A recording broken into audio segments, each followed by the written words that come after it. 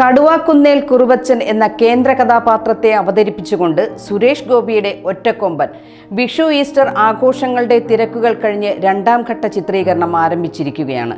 ഇതിന്റെ ആദ്യഘട്ട ചിത്രീകരണം തിരുവനന്തപുരത്ത് പൂർത്തിയാക്കിയിരുന്നു. ജൂൺ അവസാനം വരെ നീണ്ടു നിൽക്കുന്ന ചിത്രീകരണമാണ് തൊടുപുഴ, പാല, ഭരണങ്ങാനം, ഈരാറ്റുപേട്ട ഭാഗങ്ങളിലായി നടക്കുന്നത്.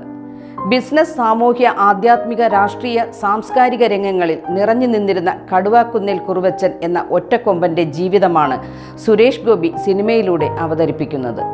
പുതിയ കാലഘട്ടത്തിന്റെ മാറ്റങ്ങൾ ഏറെ ഉൾക്കൊണ്ടുള്ള കഥാപാത്രം കൂടിയാണ് കടുവാക്കുന്നേൽ കുറുവച്ചൻ. വേഷത്തിലും രൂപത്തിലും എല്ലാം ഈ പുതുമ നിലനിർത്തുന്നുമുണ്ട്. മാത്രമല്ല, മധ്യ തിരുവിതാംകൂറിലെ രാഷ്ട്രീയ കച്ചവട രംഗങ്ങളുടെ ഒരു നേർക്കാഴ്ചയും ഈ ചിത്രത്തിലൂടെ പ്രേക്ഷകർക്ക് കാട്ടിത്തരികയാണ്.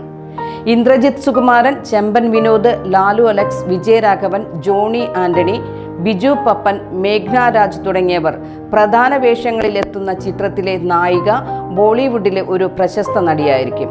മാത്രമല്ല, ബോളിവുഡിൽ നിന്നും വലിയൊരു സംഘം അഭിനേതാക്കളും ഇതിൽ അണിനിരക്കുന്നുണ്ട്. മാർക്കോ ഫെയിം കബീർ ദുഹാൻ സിംഗ് ഈ ചിത്രത്തിലെ മറ്റൊരു പ്രധാന കഥാപാത്രമായി എത്തുന്നത് ചിത്രത്തിലെ മറ്റൊരു പ്രത്യേകതയാണ്.